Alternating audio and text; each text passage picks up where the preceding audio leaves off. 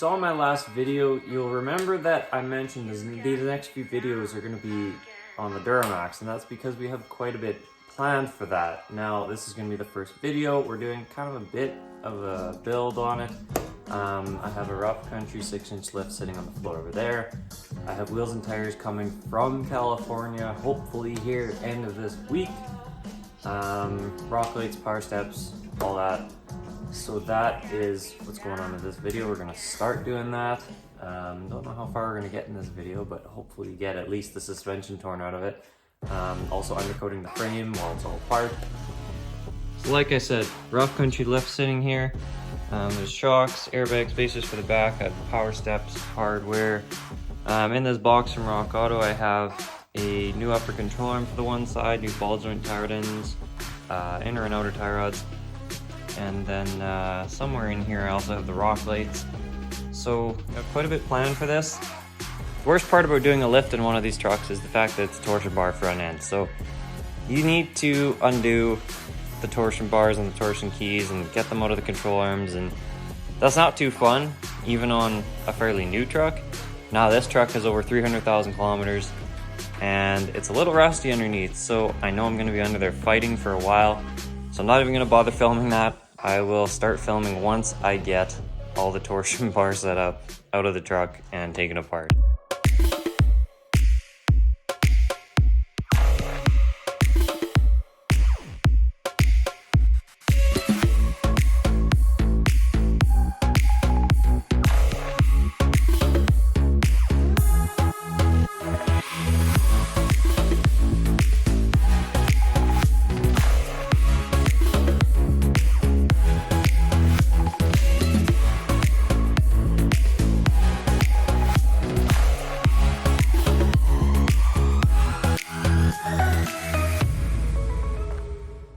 You may be wondering why I pulled out the inner fender, and that's actually so that I can put the rock lights on the inner fender as well as get access to the top shock bolt that was in there. It was kind of hidden right behind the inner fender there, so much easier to just pull it out now, and then it comes out no problem. Still haven't dealt with the torsion keys. I'm going to take apart the other side, do the exact same thing I just did on this side, do it to the other side, and then I can start fighting with those torsion bars. So off camera, I pulled apart this side, matches the other side now, upper control arms are out. And then I fought with the torsion keys, and I eventually kind of gave up on trying to get them out. So I pulled this whole assembly out in one piece. Wasn't the easiest thing because it's pretty heavy and awkward, but this was faster than trying to deal with heating and beating and trying to get these things out. So I'm hoping I can get this back in the truck in one piece so I don't even have to deal with trying to get them out. But either way, if I do have to try and get them out, it might be easier now that it's out of the truck. I can actually get a pretty good swing at it with a big hammer. But anyway, that's why that's like that. Probably going to do a little bit of undercoating on that back cross member as well as the control arms. And then eventually, once everything's torn out up here, I'll be undercoating the frame rails as well. So next thing, I'm going to jump into getting the front diff out. Sway bar and this front skid plate, and then I have a new inner and outer tie rod. So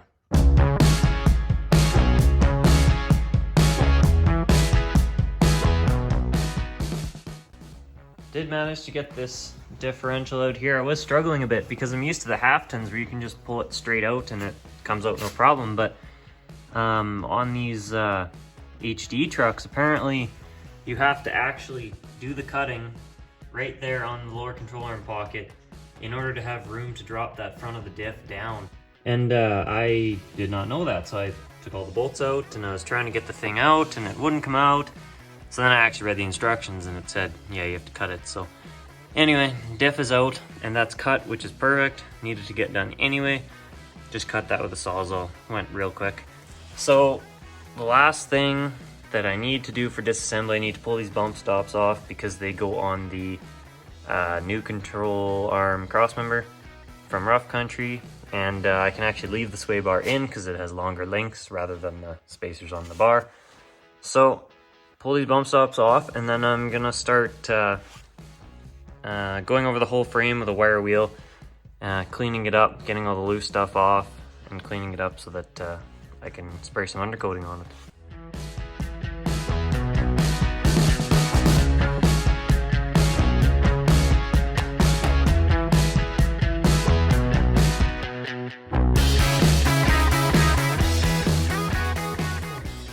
both sides with the wire wheel there. Mainly just did this front face of the frame rail, just what you can see. Tried to get in these pockets as best as I could, but you can only do so good without doing like a full-on frame off sandblasting, all that. So just did a real quick masking job with some garbage bags, masked off the brake line here. On the other side I masked off the tie rod that's still on there.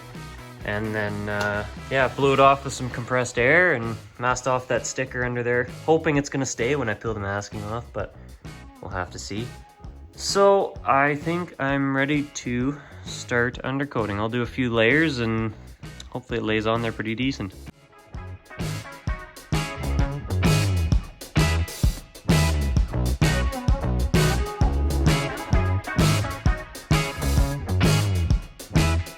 Although the masking job was a little subpar, the undercoating turned out pretty decent.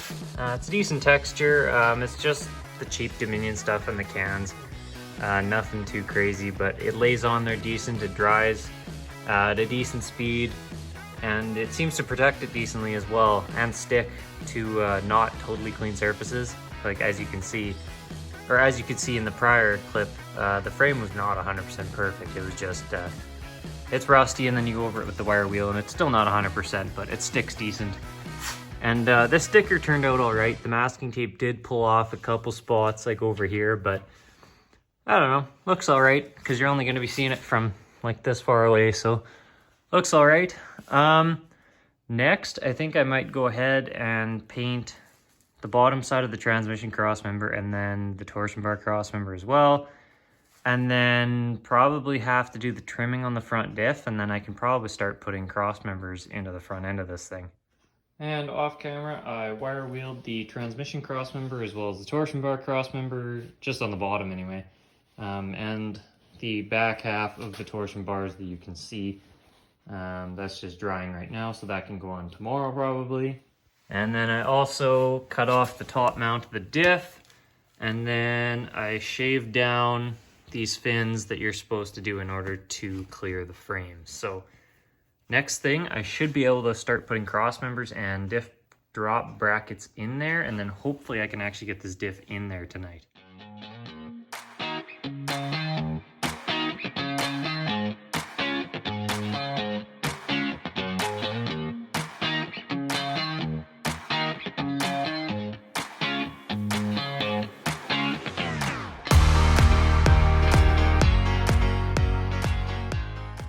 Well, I definitely don't recommend doing that by yourself. That was a lot of weight, and these diffs are very awkward to try and lift, even with a floor jack. Not gonna lie, that was quite the struggle. But it's in there. My grinding in here, it just clears the frame, which is good. Everything's obviously just loosely in here. That's how you want it.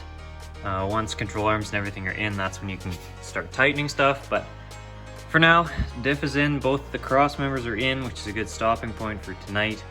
So I will catch up with you guys tomorrow. So it's a new day, which means time to make a little more progress on the Duramax here. So in the instructions, it says the next thing is hook up your front drive shaft, which I will do next. Install your front skid plate loosely. And then it says install your lower control arms. Now, obviously the way I pulled this out as one assembly, I can't just install my lower control arms.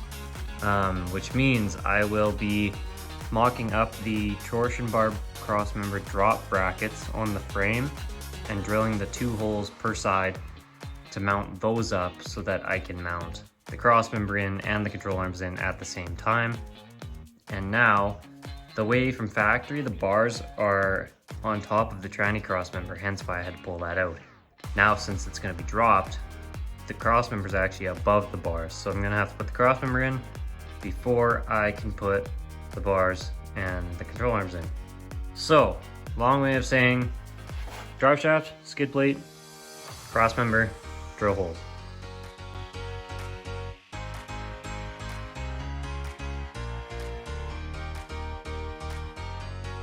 I haven't really been filming for the last hour or so, but it was a very productive hour. The torsion bar crossmember is up, the drop brackets are up. I saw on video, skid plate went in, and drive shaft got hooked up. But yeah, it was a bit of a struggle trying to get the whole assembly of the bars, the control arms, and the crossmember in there, but it is doable.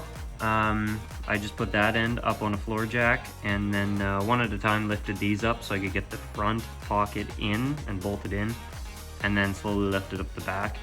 And then got to drill the holes. There's one hole here going straight up, one hole at the back going up, and then there's these two on the sides. So those are all in and tight.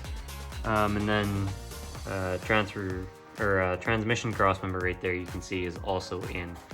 And then tightened all the diff hardware, tightened the drop bracket hardware, but not these lower bolts. Those don't get torqued until you're on the ground. So by the looks of things, I think I can start actually putting together some suspension here up at the front. So I think I'm gonna start on this side and then just see what I can get done tonight.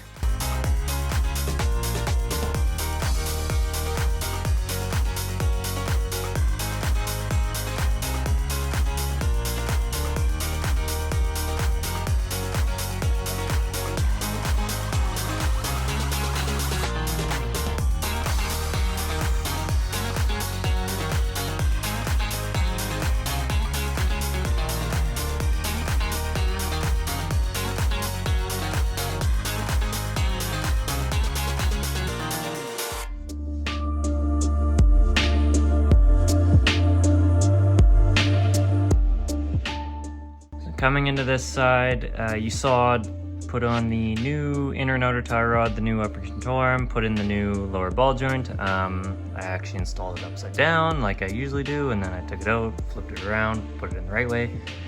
That's to point down. And then I was looking in the kit, and I was like, oh yeah, here's the CV spacer, I'll put the axle in next. Yeah, turns out this is actually a spacer for a half ton. So it's a little bit smaller, a little smaller diameter, and none of the bolt holes line up. So I was like, okay, well, I'll skip that. I'll deal with that later, and I can put the knuckle on, right? So I go and grab the knuckle, and it doesn't match up to this one that's supposed to be for this side. And then I go and I take it to the passenger side, and it's identical. So I got two passenger side knuckles and no CV spacer, and I was actually even missing the bolts for the CV on this side too. So I had to go to a hardware store today to get bolts.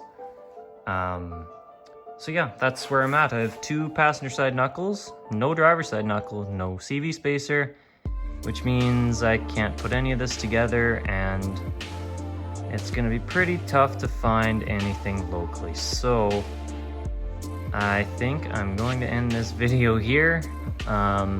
Hopefully I can source the parts that I need in a decent amount of time. In which case you'll see that in the next video. You'll see this come together, front will be finished, and you'll probably see the back get done as well. And I don't know what to say. Way it goes, I guess, but hopefully I can get some parts and get that all assembled. If not, I guess we're moving on to the other parts while we wait for this front end to be finished. So I don't know what's coming next, but I will do a little bit of research, a little bit of figuring out, and see what I can come up with to fix this issue I have. So be sure to like, be sure to subscribe to the channel for the next few videos on this truck, and to see if I figure out my issue I have here. And with that, we're gonna see you guys in the next one.